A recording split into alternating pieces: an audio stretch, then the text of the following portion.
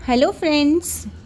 तो देखो आज हम स्टार्ट करेंगे अ लिटिल फिश स्टोरी। इससे पहले वाले वीडियो में हमने वो जो बॉय की स्टोरी थी जिसको सी पर एक शेल मिलता है, वो वाली स्टोरी यूनिट 4 का फर्स्ट चैप्टर, फर्स्ट जो पोम थी वो हमने किया था, उसके एक्सप्लेनेशन, उसका क्वेश्चन आंसर्स और एक्सरसाइज की थी। तो उसके लिए आप वो वीडियो चेक कर सकते हैं। और अब हम इस वीडियो में कवर करेंगे इसका एक्सप्लेनेशन और इसकी एक्सरसाइज। चलिए स्टार्ट करते हैं अ लिटिल फिश स्टोरी। देखो क्या होता है इस स्टोरी में, स्टार्ट करते हैं। There was a great many million fish in the seas. अब आपको पता है कि सीज में तो कितने सारे मिलियंस फिश होती है, but this story is about just one of them. लेकिन ये जो स्टोरी है उन मिलियन फिश में से सिर्फ एक फ़िश की है, and a very small one at that. और उसमें से भी जो सबसे छोटी फ़िश होती है उसकी ये स्टोरी है। यानी मिलियन फ़िश में से एक फ़िश, और वो फ़िश भी बहुत छोटी थी, उसकी स्टोरी है ये। Now this little fish had everything in the sea. अब देखा जाए तो इस छोटी सी फ़िश के पास एवरीथिंग, सब कुछ था, टू मेक हिम कंटेंटेड, जो उसको सेटिस्फाई कर सकता था। यानी सब कुछ था जो उसको सेटिस्फाई बना सकता था, या उसको सेटिस्फाई करने के लिए सब कुछ था उसके पास। But he was not satisfy, लेकिन वो तो सेटिस्फाई नहीं था, जो चीज़ें उसके पास थी उससे सेटिस्फाई नहीं था। You will laugh when I tell you why he was not. आप हंसोगे जब मैं आपको बताऊंगा ना कि वो क्यों सेटिस्फाई नहीं था। ही वॉज अनहैप्पी, वो नाखुश था। क्यों? Because he was so very small. So very small नहीं होता है, ही वॉज वेरी स्मॉल, ठीक है। तो ही वॉज वेरी स्मॉल, बहुत छोटा था ना वो, इसीलिए बहुत ज़्यादा इसीलिए वो बहुत अनकंटेंटेड था। मतलब वो खुश नहीं था, नाखुश था, अनहैप्पी था, कंटेंटेड नहीं था। क्यों? क्योंकि वो स्मॉल था। मतलब उसकी जो दुख का मेन कारण था वो था उसका जो साइज़ में वो स्मॉल था ना, इसलिए। चलिए आगे बढ़ते हैं। इट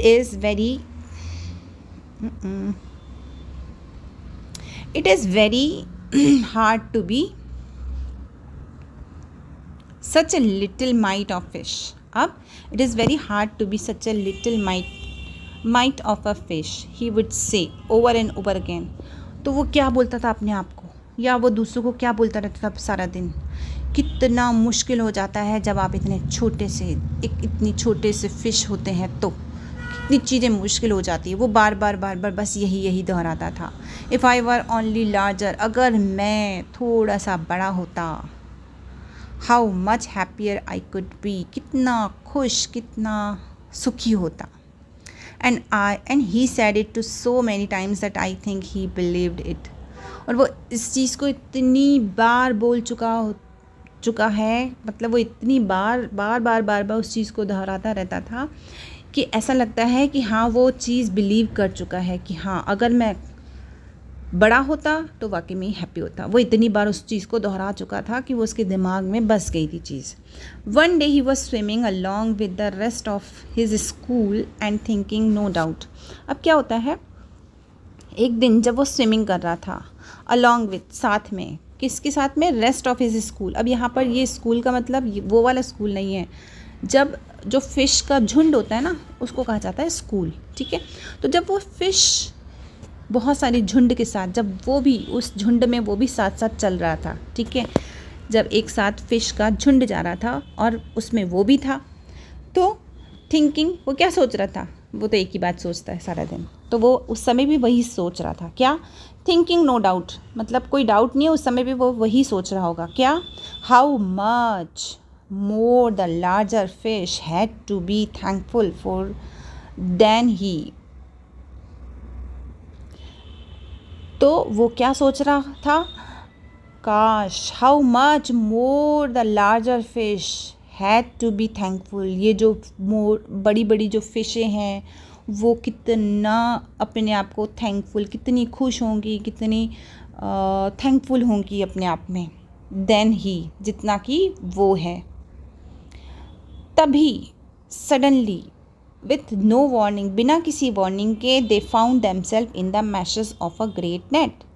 तभी बिना किसी वार्निंग के उन्होंने देखा कि वो सब लोग एक जाल में फंस चुके हैं। मतलब पूरा का पूरा स्कूल का मतलब वो पूरा झुंड एक साथ एक बड़े से जाल में फंस चुका था।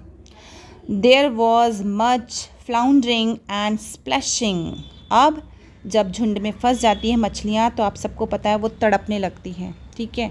तो जब उनको क्या हो रहा था, there was much floundering and splashing, मतलब बहुत ज़्यादा तड़प रहे थे वो, तड़पने की। और स्प्लैशिंग मतलब पानी की जब आवाज़ आती है ना जब, तो वैसी आवाज़ें आ रही थी और वैसे तड़प रहे थे वो। As the net was drawn up, जैसे जैसे नेट में जब वो मछलियाँ फंसी और उस नेट को जब ऊपर उठाया गया तो सब मछलियाँ तड़पने लगी और पानी की स्प्लैशिंग की आवाज़ आने लगी। आउट ऑफ द वाटर, पानी से जब उसको ऊपर उठाने लगा। इनटू द सनलाइट, जब ऊपर उठा रहे थे उसको सनलाइट की तरफ जाल को। And just as its haul was being emptied, और जो भी उस जाल में फंसी हुई मछलियाँ थी, ठीक है, उन सब को खाली कर दिया गया। कहाँ खाली कर दिया गया? बीइंग एम्प्टीड, खाली कर दिया गया। कहाँ? इनटू द बोट में खाली कर दिया गया।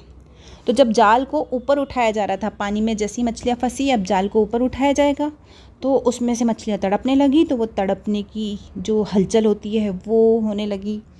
अब इसी बीच में क्या हुआ, जब सारी मछलियों को खाली किया जा रहा था तो और ऊपर उठाया जा रहा था जाल को, तब क्या हुआ उस बीच में? The smallest fish in the school wriggled through the mash.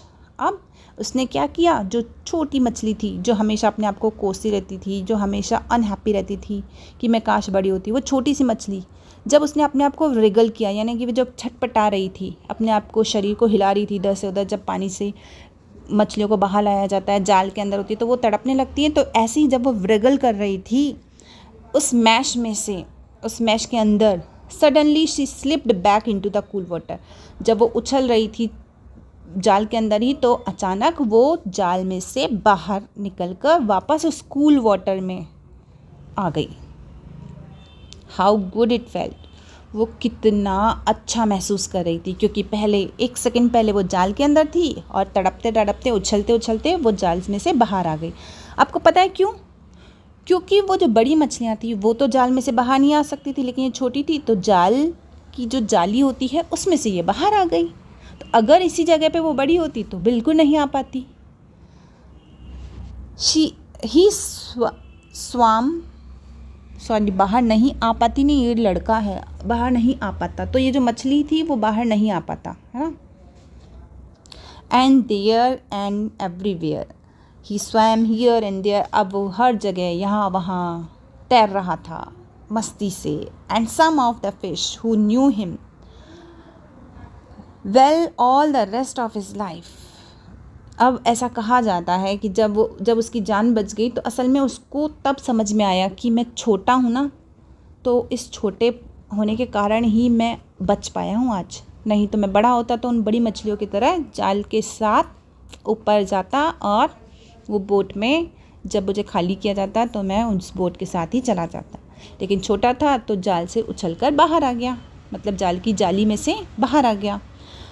तो ऐसा कहा जाता है कि जो मछलियाँ उसको जानती थी उन्होंने कभी फिर उसके मुंह से नहीं सुना कि वो पहले ऐसे बोलता था ना, मैं बस कुछ भी होता बस ये छोटा नहीं होता, तो अब उसके मुंह से कभी ऐसा नहीं सुना गया कि मैं कुछ भी होता छोटा ना होता, छोटी मछली ना होता, ऐसा कभी भी उसके मुंह से नहीं सुना गया। देखो क्या है, he swam here and there and everywhere, हर जगह वो तैरता यहाँ वहाँ खुशी के मारे कि कहा मैं बच गया।